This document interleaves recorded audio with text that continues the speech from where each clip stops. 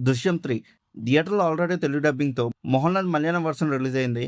కానీ మన రివ్యూలో మన నేటివిటీకి తగ్గట్టుగా మన 'వెంకీ మ్యామ్' వర్షన్‌లో మాట్లాడుకుందాం. కన్‌ఫ్యూజన్ లేకుండా ఉంటుంది.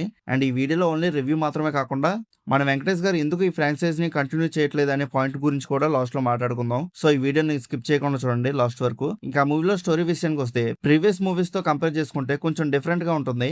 ఈసారి కేసు మీద ఒక జర్నలిస్ట్ ఇన్వెస్టిగేషన్ స్టార్ట్ చేస్తుంది.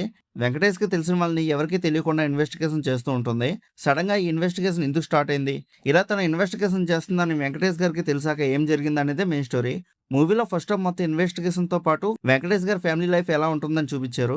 ప్రతి సీన్ బాగానే ఉంటుంది కానీ కొన్ని సీక్వెన్సెస్‌లో చాలా డ్రాగ్ చేయడం వల్ల ఆ మూవీ కొంచెం లాగ్ అనిపిస్తుంది. నిజం చెప్పాలంటే ఫస్ట్ హాఫ్‌లో కొన్ని సీన్స్‌కి నిద్ర కూడా వచ్చింది. కానీ ప్రీ ఇంటర్వల్ ట్విస్ట్ అనే ఇంటర్వల్ సర్ప్రైజ్‌తో ఫస్ట్ హాఫ్‌ని ఇంట్రెస్టింగ్ నోట్ మీద ఎండ్ చేశారు. స్టోరీ లైన్ బాగానే ఉన్నా స్క్రీన్ ప్లే స్లోగా ఉండడం వల్ల కొంచెం బోర్ ఫీల్ అవుతాం.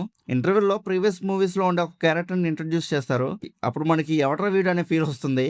కానీ సెకండ్ హాఫ్‌లో వచ్చే కొన్ని కన్వర్జేషన్స్ వల్ల ఆ క్యారెక్టర్ ఇంపార్టెన్స్ అర్థమవుతుంది. ఇంకా సెకండ్ హాఫ్ నుంచి స్టోరీ అనేది స్లోగా ఎంగేజింగ్ మోడ్‌లోకి వెళ్తుంది. క్లైమాక్స్‌కి వచ్చేసరికి మూవీ సాలిడ్‌గా ఎండ్ అవుతుంది.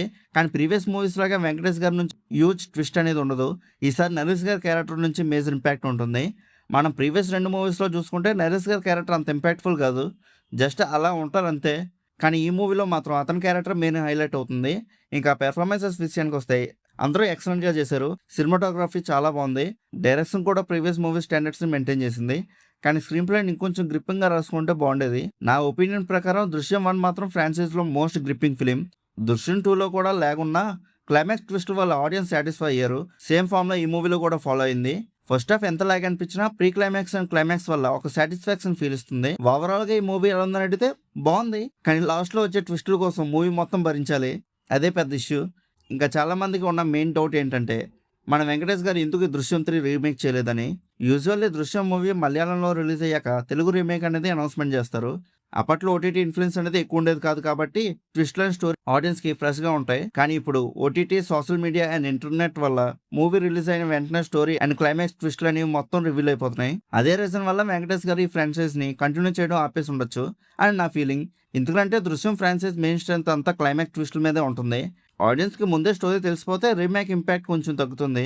అంతేకాకుండా వెంకటేష్ గారి చేతిలో ఆల్రెడీ కంటిన్యూస్ ప్రాజెక్ట్స్ ఉండడం వల్ల టైం కూడా కుదరకపోయి ఉండొచ్చు. సో రీమేక్ కన్నా డైరెక్ట్ డబ్బింగ్ రిలీజ్ చేస్తే సరిపోద్దని మేకర్స్ అనుకుని ఉండొచ్చు. మన దగ్గర ఆల్రెడీ ఈ ఫ్రాంచైజ్‌కి ఫ్యాన్ బేస్ ఉంది కాబట్టి ఒరిజినల్ మూవీ అయినా డబ్బింగ్ మూవీ అయినా ఆడియన్స్‌కి స్టోరీ కోసం చూస్తారు కాబట్టి మలయాళం వర్షన్‌ని డైరెక్ట్‌గా డబ్ చేసి రిలీజ్ చేశారు. అందుకే ఈసారి రీమేక్ కాకుండా డబ్బింగ్ వర్షన్‌తో మేనేజ్ చేశారు. మరి ఇదన్నమాట సంగతి. ఒకవేళ మీరు 'దృశ్యం 3' మూవీ చూసుంటే మీకు ఎలా అనిపించిందో కింద ఉన్న కామెంట్ సెక్షన్‌లో చెప్పండి. మూవీ రివ్యూస్ కోసం మన సినిమాప్ ఛానల్‌ని సబ్స్క్రైబ్ చేసుకొని బెల్ ఐకాన్ కూడా ఆన్ చేసి పెట్టుకోండి. మా వీడియోస్‌ని మీరు మిస్ అవ్వకుండా చూడగలుగుతూ ఉంటారు. ఇంకా మళ్ళీ మనం నెక్స్ట్ వీడియోలో కలుసుకుందాం. బై.